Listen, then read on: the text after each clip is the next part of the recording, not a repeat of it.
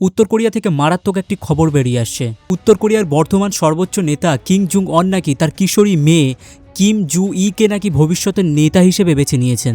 দক্ষিণ কোরিয়ার গোয়েন্দা সংস্থা ন্যাশনাল ইন্টেলিজেন্স সার্ভিস এই খবরটি জানিয়েছেন এবং এই খবরটি আপনি বড় বড় নিউজ পোর্টালেও আপনি দেখতে পাবেন। আর এই খবরটি প্রকাশের পর থেকে আন্তর্জাতিক মহলে জোর আলোচনা শুরু হয়ে গিয়েছে। মাত্র 13 বছর বয়সী কিম জেকে গত কয়েক বছর ধরে তার বাবার পাশে দেখা যাচ্ছে। মিসাইল উৎক্ষেপণ অনুষ্ঠান, সামরিক প্যারেড, এমনকি গুরুত্বপূর্ণ রাষ্ট্রীয় অনুষ্ঠানে তার বাবার পাশে দেখা গিয়েছে। এগুলো দেখে অনেকেই হয়তো ভাবতেন যে এটা প্রশিক্ষণ বা ভবিষ্যতের প্রতিশ্রুতি, কিন্তু এখন গোয়েন্দা সূত্র বলছে যে বিষয়টি আর শুধুমাত্র প্রশিক্ষণে সীমাবদ্ধ নেই, তাকে ইতিমধ্যেই ভবিষ্যতের নির্ধারিত উত্তরসূরি হিসেবে উপস্থাপনা করা হচ্ছে।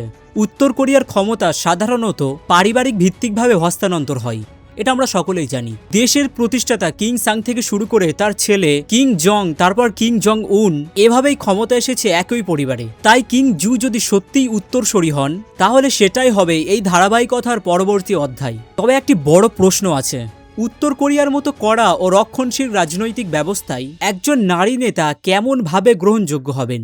ইতিহাসে দেশটিতে এখনো পর্যন্ত কোনো নারী সর্বোচ্চ নেতৃত্বে আসেননি। সব মিলিয়ে এই সিদ্ধান্ত যদি সত্যি হয়, তাহলে শুধু উত্তর কোরিয়ার জন্য নয়, পুরো বিশ্বের রাজনৈতিক মানচিত্রে এক নতুন অধ্যায় শুরু করতে পারে।